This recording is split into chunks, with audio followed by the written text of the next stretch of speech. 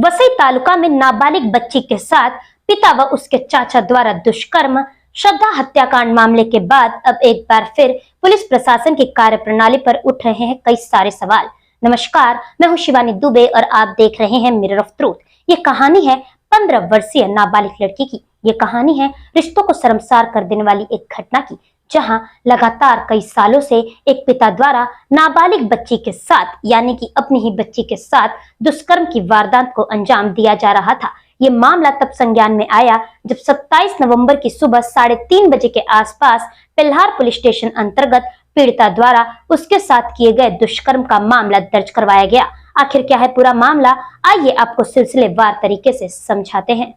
सूत्रों से मिली जानकारी व पीड़िता अनुसार वह अपने भाइयों, सौतेली मां तथा पिता के साथ नालासोपारा के धानी बाग स्थित घर पर रहा करती थी, जहां 2017 से ही उसके साथ पिता द्वारा लगातार दुष्कर्म की वारदात को अंजाम दिया जा रहा था। जब इसके खिलाफ लड़की की मां ने आवाज उठाई तो पिता प्रमोद जोगिंदर साहू ने लड़की की मां को तलाक देने की बात कहते हुए उसे अपने घर से अलग कर दिया। सूत्रों की माने तो जब लड़की के भाई घर पर नहीं होते तब पिता व चाचा लड़की के साथ दुष्कर्म करते तथा पिता द्वारा लड़की को चुप रहने की धमकी दी जाती। ऐसा ना करने पर उसके भाइयों को जान से मारने व लड़की की अश्लील फोटो वायरल करने की बात कही जाती।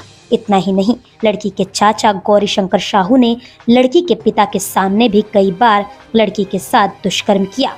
ये सिलसिला यूं ही चलता रहा। लड़की जब बड़ी हुई और उसने अपने साथ हुए अन्याय के खिलाफ आवाज उठाने की ठानी तो पिता द्वारा आज से 1 साल पहले 2021 में उसे नालासोपारा से काशीमीरा स्थित बुआ के घर ले जाया गया। वहां फिर से उसके साथ बर्बरता की गई और वहां से उसे बिहार स्थित दरभंगा ले जाया गया, जहां 1 सालों से लड़की के साथ बलात्कार किया जा रहा था।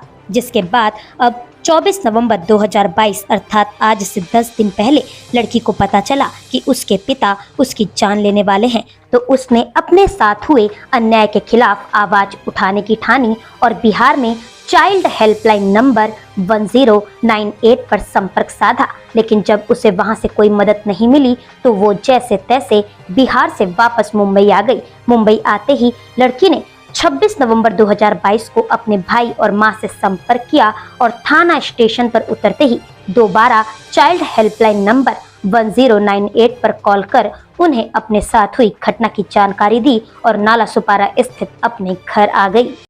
अब क्योंकि लड़की नाबालिग थी और उसने चाइल्ड हेल्पलाइन नंबर से संपर्क साध रखा था, इसीलिए लड़की को CWC के आला अधिकारी महेंद्र वाघमारे का 26 नवंबर की सुबह फोन आता है और वह उससे कहते हैं कि वह उसके घर पर आकर उससे मुलाकात करेंगे। लेकिन कुछ समय बाद महेंद्र वाघमारे लड़की के घर पर ना जाकर उसे 26 नवंबर की शाम करीब 6 बजे के आसपास नालासोपारा पूर्व के पिल्हार पुलिस स्टेशन अंतर्गत बुलाते हैं, जहां लड़की से पूछताछ की जाती है और 27 नवंबर की सुबह 3 बजे के आसपास लड़की के साथ हुए दुष्कर्म का मामला दर्ज किया जाता है। हालांकि इस पूरे मामले में FIR तो दर्ज की जा चुकी है, लेकिन यहाँ पर सवाल ये उठता है कि FIR दर्ज होने में शाम के 6 बजे से लेकर सुबह के 3 कैसे बच गए। LRO की माने तो पिल्हार पुलिस स्टेशन की सहायक पुलिस निरीक्षक मनीषा पाटिल ने इस पूरे मामले को दबाने की कोशिश की और लड़की पर दबाव बनाते हुए रात भर उसे पुलिस स्टेशन में बैठा कर रखा।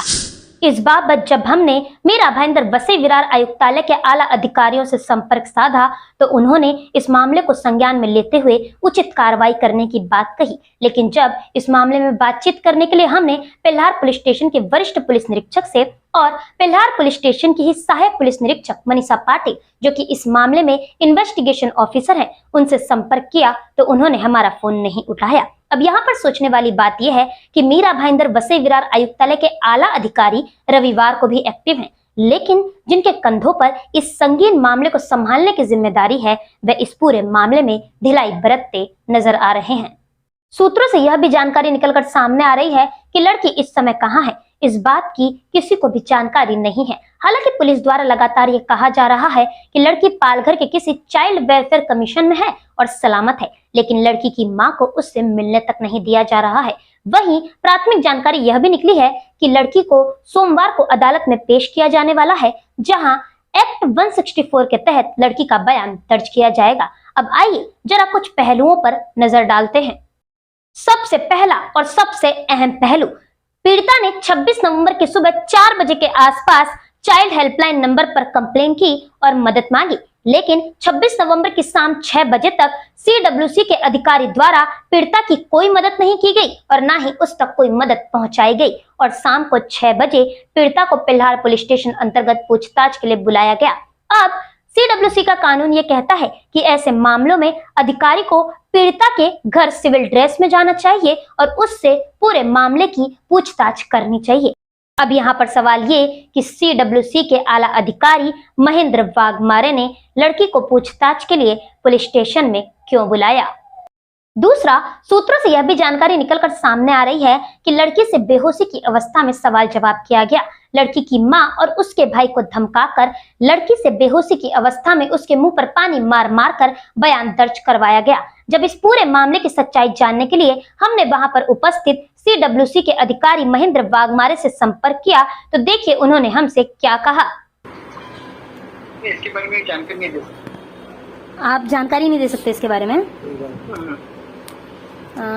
ठीक है सर, पर अगर आप दे देते तो बहुत अच्छा होता, क्योंकि अब एक लड़की का मामला है। ठीक है, मुझे काम है, रख दो फोन। अच्छा ठीक है सर, ठीक है, आप कर लीजिए काम।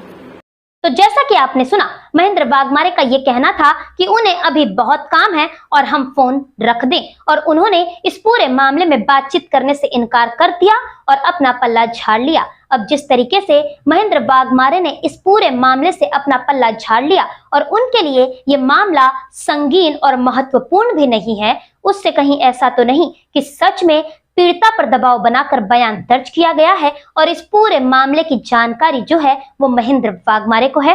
हमारे सूत्र ये भी कहते हैं कि पिल्हार पुलिस स्टेशन अंतर्गत ही आरोपी गौरी शंकर साहू द्वारा लड़की की मां और लड़की के भाई का अपमान किया गया और पुलिस मुखदर्शी बंद तमाशा देखती रही। सूत्र ये भी कहते हैं कि लड़की के मां और भाई का अशिक्षित तथा मराठी ना आने का फायदा उठाते हुए पुलिस ने मनमाना तरीके से बयान दर्ज किया और बयान दर्ज होने के बाद बयान की कॉपी तक मां तथा भाई को नहीं दी।